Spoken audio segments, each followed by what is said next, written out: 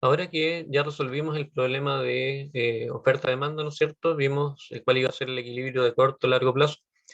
Podemos entrar a ver cuáles son los supuestos o algunas de las bases de todo esto que hicimos. Porque no es tan simple como igualar oferta con la demanda, sino que también tenemos que ver en algunos supuestos base para llegar a ese resultado.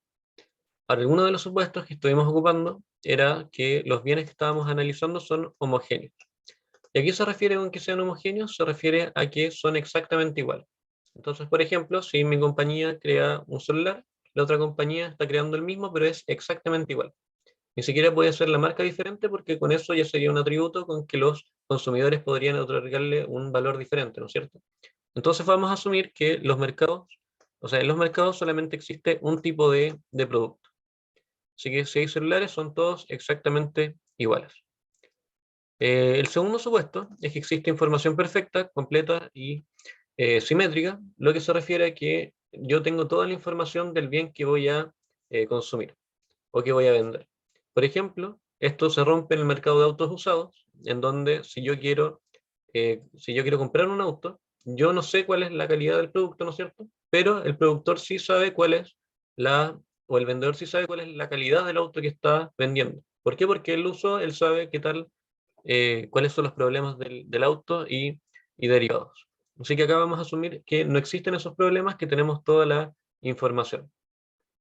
El tercer supuesto es de tomadores de precios, en donde se refiere a que yo como consumidor o productor no puedo cambiar el precio que existe en el mercado.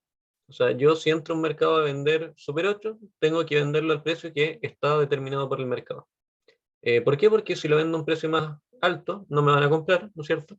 Y si lo vendo a un precio más bajo, probablemente voy a tener pérdidas, entonces no es sostenible. Así que voy a tener que tomar el precio que exista en el mercado. Y por último, no existen barreras de entrada o salida, así que no tengo limitantes para entrar a un mercado. Por ejemplo, si yo quiero vender alcohol, en Chile necesito una licencia o una patente para vender ese tipo de bienes. Entonces, ahí hay una barrera de entrada que si yo no tengo esa patente, no puedo vender el producto. Así que vamos a asumir que no existen barreras para entrar ni para salir de los mercados. Y además podemos asumir que no hay costos de transacción, o sea, si compro un bien no hay costos intermedios y el consumo o producción de los bienes no trae externalidades. Y en ese caso estaríamos entonces en el caso de competencia perfecta. Ahora nos vamos a centrar en este tercer supuesto, que se refiere a que los consumidores y productores son tomadores de precios. ¿Por qué? Porque en la realidad esto a veces no siempre es así. Por ejemplo, pueden haber mercados donde haya solamente una empresa, puede ser un mercado donde existan pocas empresas, puede ser un mercado en donde existe solamente un consumidor, o también puede ser un mercado donde existen pocos consumidores. Y en base a eso van a poder cambiar el precio de equilibrio de este mercado.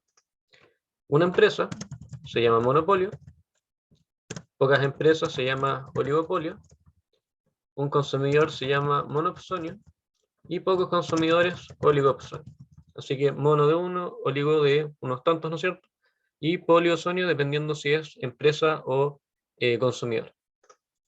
La empresa, monopolio significa entonces que hay solamente una empresa que produce el bien, y esto generalmente pasa cuando hay rendimientos de escala, cuando se justifica por algún tipo por quizás la función de producción, la función de costos, que exista una sola empresa. Por ejemplo, en el caso del agua. Es óptimo que exista solamente una empresa de agua en cada comuna, porque de esa manera solamente tiene que haber una empresa que coloque las tuberías. Así que ahí tenemos que hay una ventaja de que exista una antes que hayan infinitas empresas pequeñas que tengan que hacer toda esta inversión.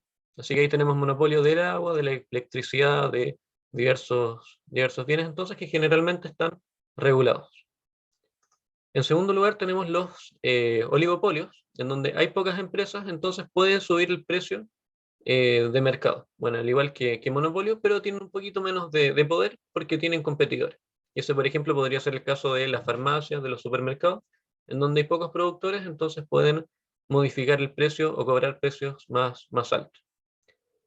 Monopsonio se refiere a que solamente hay un consumidor. De aquí en Chile, en el sur, tenemos por ejemplo, Colón, que es el único gran consumidor de leche a gran escala en la zona. entonces pueden fijar un precio bajo el precio de mercado y así tener un beneficio mayor.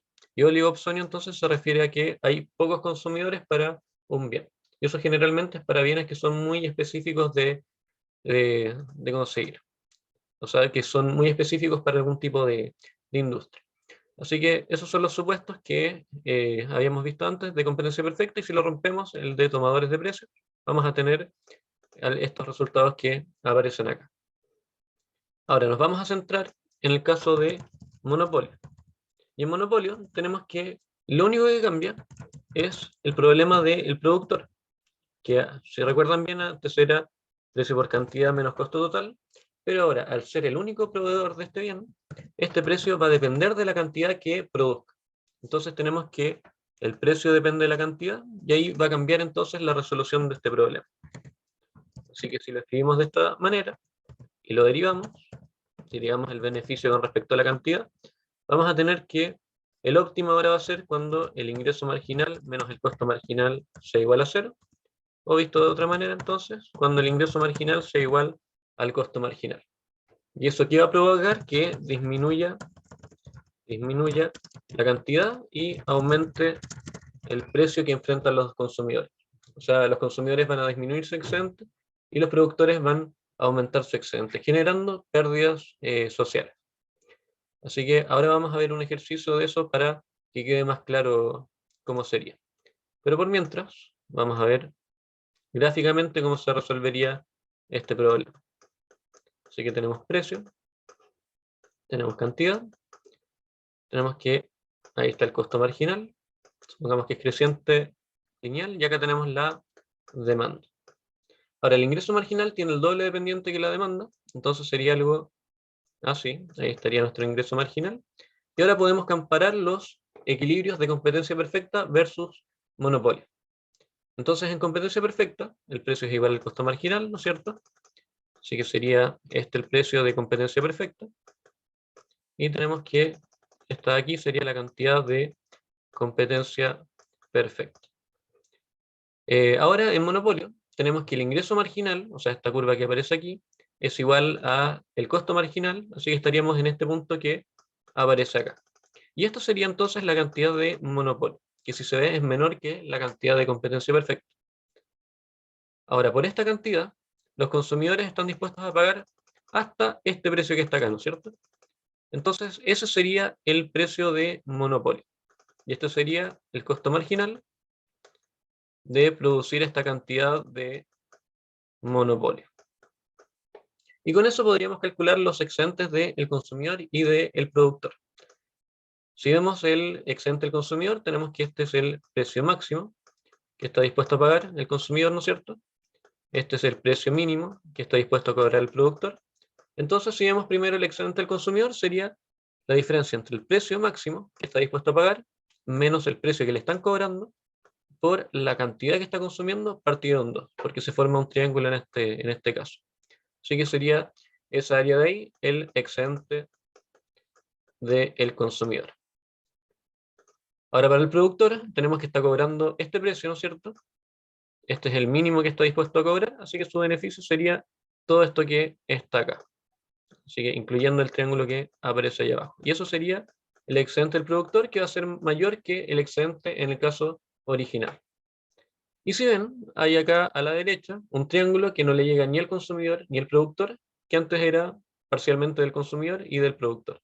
Entonces, como ahora ese excedente no le llega a ninguno de los dos, sería una pérdida generada por el monopolio. Entonces tenemos que eso es la pérdida social asociada a la existencia del monopolio. Y de esta manera entonces cambian los excedentes, tenemos que los consumidores ahora van a tener un bienestar menor, los productores van a tener un excedente mayor y tenemos que van a existir pérdidas sociales por la existencia de este monopolio.